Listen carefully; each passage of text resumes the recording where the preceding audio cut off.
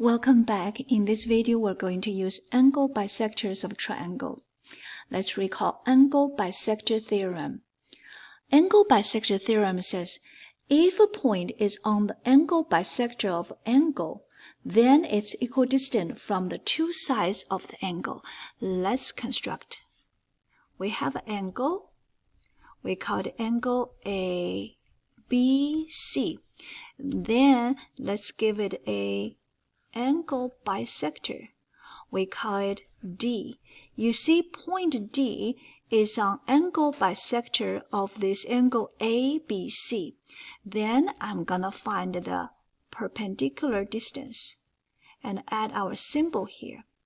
By this rule, we can say DA and DC has the same distance. This is an angle bisector theorem itself. Then let's talk about the converse. Converse says this. Let's construct another angle.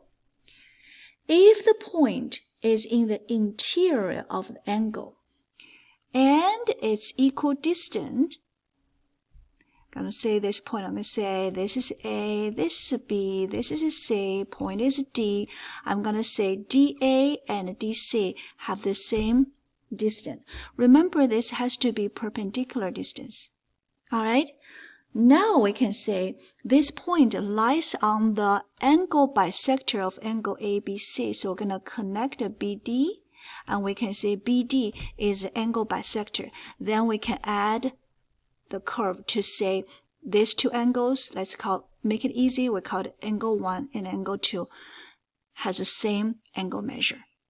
Now, with these two rules in mind, I think we can go ahead and solve these two questions. Let's look at the first question. We have angle BOC, and these symbols and tick marks tells us AB and AC, they're perpendicular distance, and AB equals AC. Therefore, by converse, we can say 5x minus 2 equals 4x plus 5. Why is that? Because by converse, we say if a point is in the interior of angle and is equidistant from the sides of the angle, then it lies on the bisector of the angle. So real A is the angle bisector of angle BOC. Now we set it up. Let's solve it algebraically. We add 2, and we minus 4x and minus 4x, and we solve for x. Okay? All right, so x is 7. That's it. So question 1 is done. Let's look at question 2. Pause this video, try this. You will use either angle bisector theorem or converse. All right, let's look at question 2.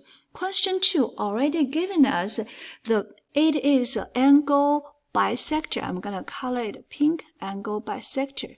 It is given to us because it's two curves.